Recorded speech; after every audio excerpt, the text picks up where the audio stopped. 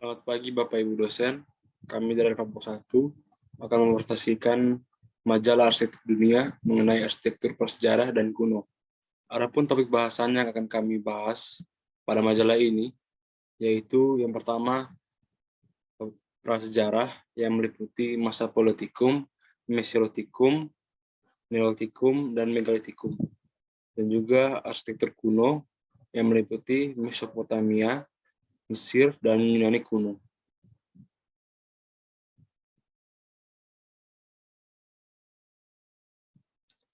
Adapun timeline pada masa arsitektur prasejarah dan arsitektur kuno.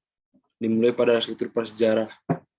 Arsitektur prasejarah dimulai pada periode Paleolitikum pada 2,6 juta sampai 10.000 sebelum Masehi dan dilanjutkan pada periode Mesolitikum pada 15.000 sampai 6.000 sebelum Masehi dan dilanjutkan pada periode Neolitikum pada 11.000 sampai 3.000 sebelum Masehi dan berakhir pada periode Megalitikum pada 2.500 sampai 1.500 sebelum Masehi. Selanjutnya arsitektur kuno. Arsitektur kuno dimulai pada masa arsitektur kuno Mesopotamia dan dilanjutkan pada Mesir kuno. Setelah itu zaman Yunani kuno dan selanjutnya pada periode zaman Aegea atau Minoa pada 1900 sampai 1100 sebelum Masehi dan dilanjutkan pada periode Micenaean atau Heladik pada 1550 sampai 1100 sebelum Masehi dan berakhir pada periode Helenistik pada 323 sampai 30 sebelum Masehi. Arsitektur prasejarah dibagi menjadi 4 periode yang dimulai dari periode Paleolitikum, selanjutnya Mesolitikum, selanjutnya Neolitikum, dan diakhiri dengan periode Megalitikum. Paleolitikum. Manusia pada periode ini masih hidup secara nomaden dengan mata pencarian berburu dan meramu. Mereka cenderung mencari goa dan tinggal sementara di sana. Bukti yang dapat kita jumpai berupa hand stencil, yakni lukisan pada dinding goa. Bisa dilihat pada gambar di sebelah kanan. Di Ukraina, sebuah desa Paleolitik berhasil digali di Mezirich yang berusia sekitar 15.000 tahun. Desa tersebut mengungkapkan sekelompok gubuk yang terbuat dari tulang mamut sebagai kerangka struktur. Dimensi gubuk tersebut antara 4 hingga 10 meter atau 13 hingga 33 kaki. Istilah arsitektur belum dapat digunakan hingga periode Neolitikum. Begitu manusia memiliki rumah, langkah selanjutnya adalah menggunakan istilah arsitektur untuk makna yang lebih dalam. Karena pada periode ini divisi rumah hanya berfungsi sebagai bertahan hidup. Selanjutnya periode Mesolitikum. Pada era ini manusia telah mengenal kepercayaan dan juga sudah meninggalkan kebiasaan nomaden dan mulai menetap di suatu tempat dalam jangka waktu yang lama. Mereka sudah mulai mengenal kebiasaan bercocok tanam yang paling sederhana. Untuk menunjang keperluan tersebut, muncullah sebuah pedesaan yang telah sistematis dengan bangunan berupa huts dan pit house. Struktur bangunan menggunakan kayu atau bambu yang telah mampu berdiri dalam waktu yang cukup lama karena manusia mulai menetap di satu lokasi dalam periode waktu yang lebih lama. Dan bagian depan bangunan biasanya mengarah ke sumber mata air dan biasanya merupakan sungai. Selanjutnya periode Neolitikum. Pada periode ini ditemukan sebuah rumah panjang yang dibuat oleh petani pertama di Eropa. Bangunan ini berbentuk persegi panjang dengan lebar 5,5 hingga 7 meter dan bentang panjang antara 20 hingga 45 meter. Konstruksi menggunakan tiang kayu dengan atap jerami dan tembok dilapisi tanah liat. Di Skotlandia ditemukan susunan rumah dari batu bernama Scarabrai, terdiri dari 8 klaster rumah. Denah rumah berbentuk persegi, 4 dengan sudut yang melingkar. Atap menggunakan material jerami dan terdapat lubang asap pada bagian tengah. Selanjutnya periode terakhir pada masa prasejarah, yakni periode Megalitikum. Masyarakat pada periode Megalitikum meninggalkan kebudayaan yang terbuat dari batu besar. Mereka mengenal kepercayaan animisme. Pada periode ini banyak ditemukan monumen yang berkaitan dengan kepercayaan animisme. Salah satu contoh dolmen Paulna Brown atau makam portal yang sangat besar yang terletak di Buren County Clare, Irlandia. Terdiri dari 3 batu portal berdiri yang menopang satu batu penjuru horizontal yang sangat berat. Di Irlandia sendiri terdapat sekitar 172 dolmen. Pada periode ini juga ditemukan monumen lainnya seperti Passage Grave dan Gallery Grave yang berfungsi sebagai makam, menhir yang berfungsi sebagai tugu, dan dolmen dan henge yang merupakan sebuah rangkaian batu besar. Baiklah, di sini saya akan menjelaskan arsitektur kuno pada masa Mesopotamia. Dimulai dari sejarahnya. Mesopotamia adalah kawasan yang diperkirakan berada di daerah Timur Tengah, seperti Irak, Iran, dan sebagainya. Wilayah ini beriklim kering dan jarang terdapat hujan, sehingga sangat tandus. Mesopotamia berasal dari kata mesos yang berarti tengah, dan potamos yang berarti sungai. Pola bangunan. Pada masa itu, raja-raja sering berperang untuk memperluas kekuasaan, sehingga menggunakan benteng sebagai pertahanan kerajaan. Pada masa itu, yang dijadikan pusat kota adalah zigurat yang dipercaya sebagai tempat bersemayamnya dewa. Terdapat bangunan lahan besar dan kecil yang berorientasi pada zigurat. Sebagian besar bangunan terbuat dari kubah bata, dengan ruangan berdinding tebal tergantung letak dalam kotanya. Tatanan kota. Kota Mesopotamia pada masa Babilonia dikelilingi oleh tembok atau benteng, dengan tatanan jalan seperti labirin. Material dasar bangunan Mesopotamia menggunakan bata mentah yang ditinggikan agar dapat mengatasi ancaman banjir. Peninggalan arsitektur pada masa Mesopotamia yaitu zigurat.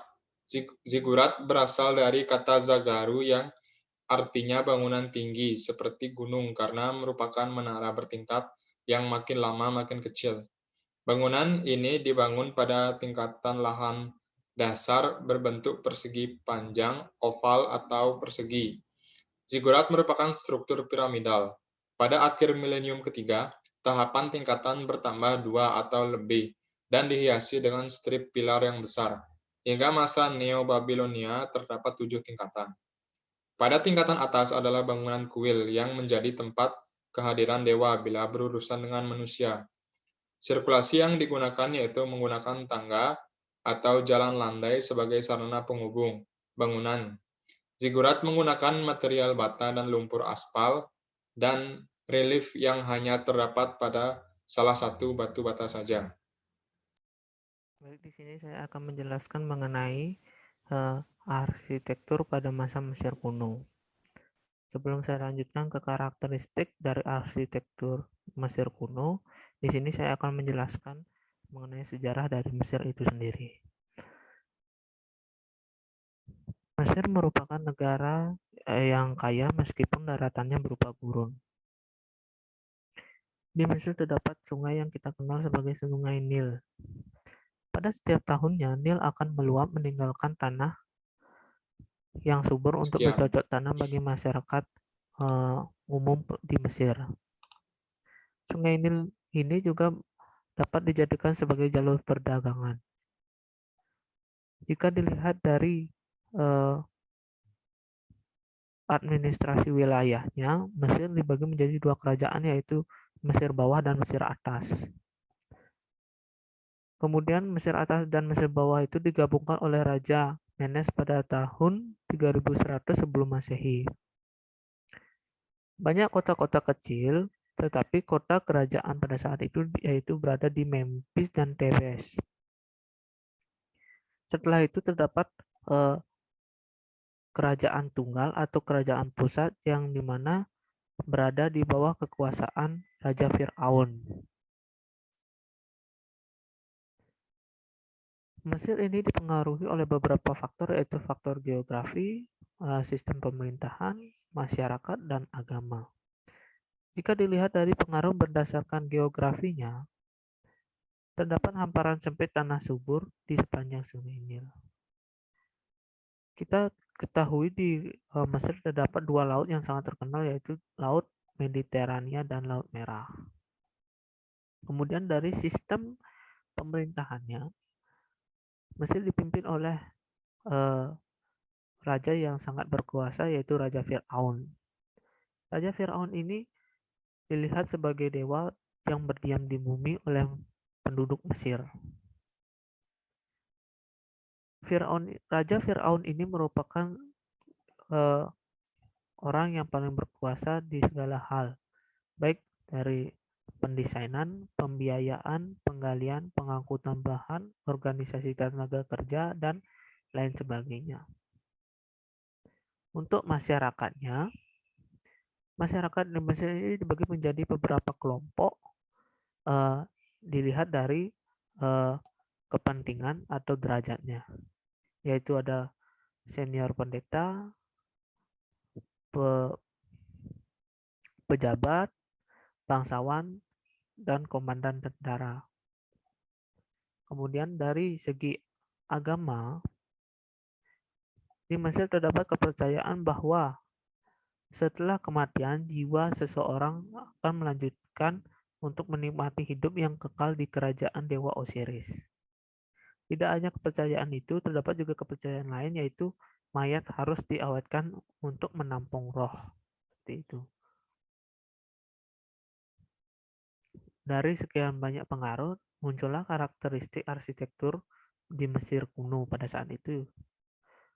Karakteristik arsitektural pada Mesir kuno dilihat dari keterangan umumnya, bahan, atap bukaan, dinding, dan dekorasinya.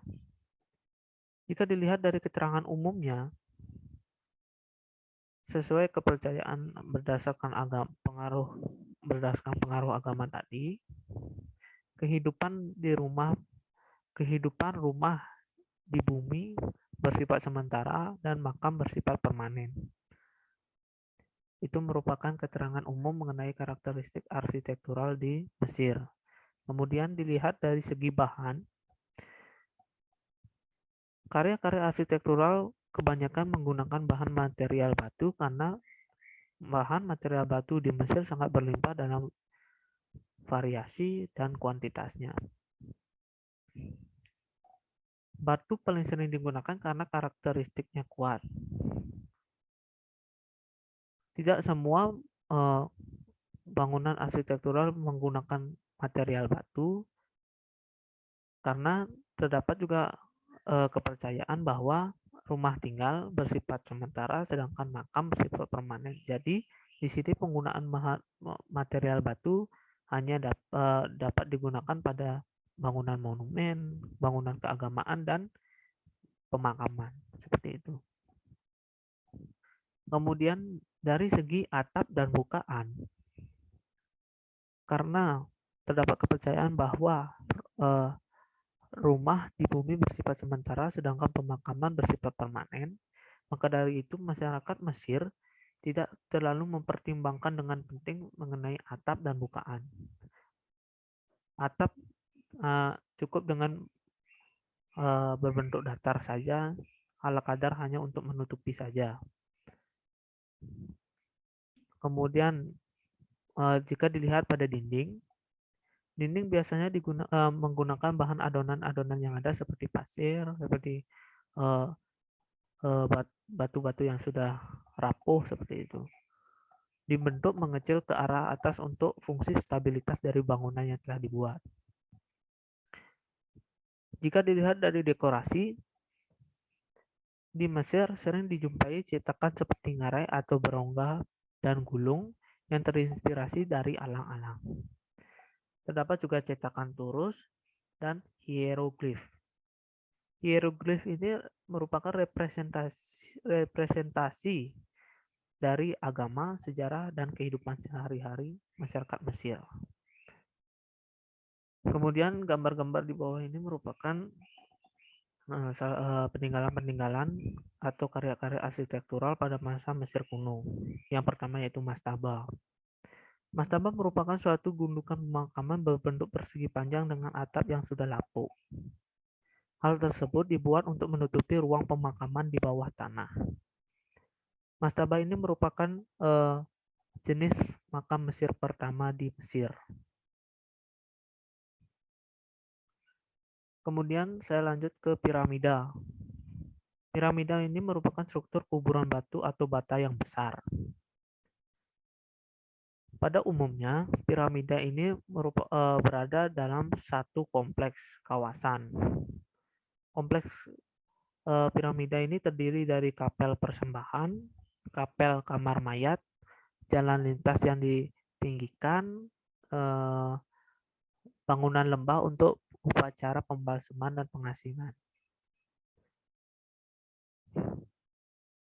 Sangat banyak peninggalan piramida, contohnya yaitu yang pertama yaitu piramida Zoser di Saqqara.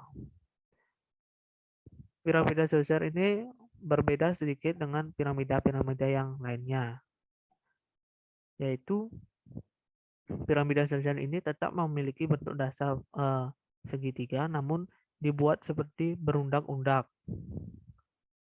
Piramida Zoser di Saqqara ini dirancang oleh Imhotep. Kemudian saya lanjut ke piramida Gizeh.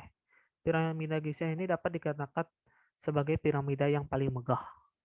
Itu. Kemudian saya lanjut ke peninggalan selanjutnya yaitu Rock Cut atau Rock Hewn Tombs.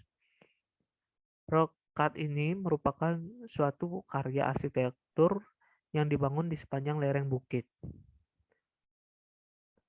Karya arsitektur ini merupakan suatu pemakaman yang ditujukan untuk para bangsawan pada Mesir kuno. Kemudian saya lanjut ke kuil. Di sini contoh-contoh kuil ada banyak. Yang pertama yaitu kuil Agung Amon. Kuil Agung Amon ini berada di Karnak, Tebes. Kuil Agung Amon ini merupakan kuil termegah dan merupakan kuil dari kuil yang dibuat oleh para raja Mesir kuno. Kemudian saya lanjut ke kuil Amon. Kuil Amon ini berada di Luxor, sama seperti kuil Agung Amon. Kemudian saya lanjut ke kuil Agung Abu Simbel. Kuil Agung Abu Simbel ini terdapat contoh berupa candi batu. Kuil Agung Abu Simbel ini dibangun oleh Ramses kedua. Kuil Agung Abu Simbel ini terdapat keunikan tersendiri, yaitu pintu masuk halaman depan mengarah ke tiang dengan megah dengan patung 4 raksasa Rameses yang dipotong dari batu setinggi 20 meter. Kemudian saya lanjut ke karya arsitektural berupa pilon. Pilon ini merupakan suatu pilar-pilar, susunan pilar. Susunan pilar ini dapat dilihat pada bangunan kuil Isis di Philae. Kemudian saya lanjut ke obelisk. Obelisk merupakan denah batu tegak lurus dengan penutup elektrum piramida di atasnya. Obelisk ini dibuat sebagai simbol suci dewa matahari, yaitu Heliopolis. Kemudian saya lanjut ke karakteristik tempat tinggal masyarakat pada masa Mesir kuno.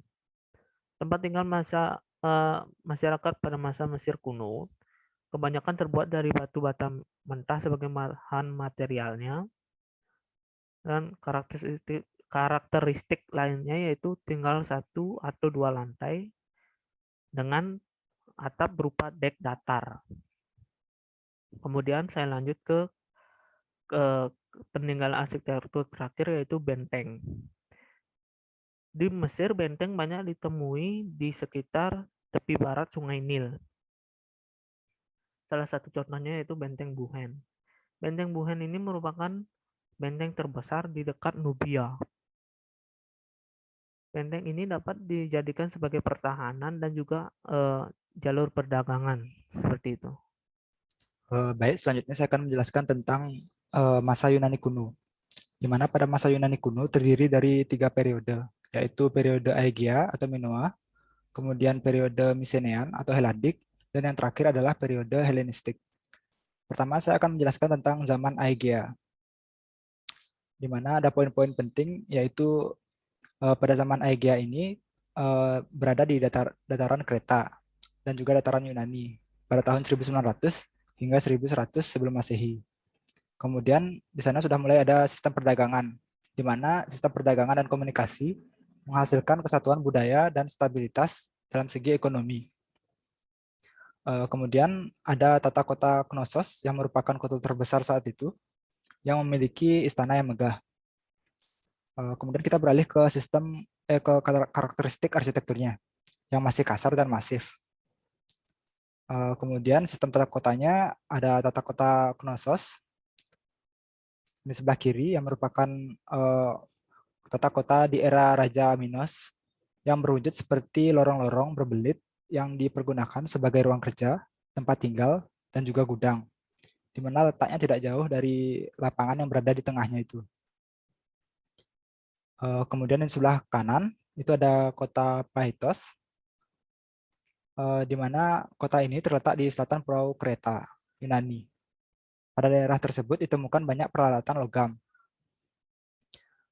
Kemudian kita beralih ke zaman Misenea, di mana pada zaman Misenea negara-negara berkembang berada di dataran pegunungan Sparta dan Athena, di mana masing-masing negara tersebut memiliki penguasa, pemerintah, dan juga hukumnya sendiri. Kemudian ada nama-nama besar seperti Plato, Aristoteles, yang merupakan tokoh-tokoh terkenal pada masa ini. Selanjutnya, karakteristik arsitektur pada zaman Misenean. Di mana yang pertama adalah sebagian besar arsitekturnya dipergunakan untuk kepentingan religius. Kemudian mempergunakan seni pahatan yang masih sederhana. Kemudian kita beralih ke sistem tata kotanya. Ada tata kota Tirin, di mana kota ini menjadi awal perkembangan tata kota di Yunani, di mana sistem tata kotanya terkenal dengan nama polis. Kemudian ada Lion Gate, yang merupakan pintu masuk menuju benteng Misenean, yang tingginya mencapai 10 kaki.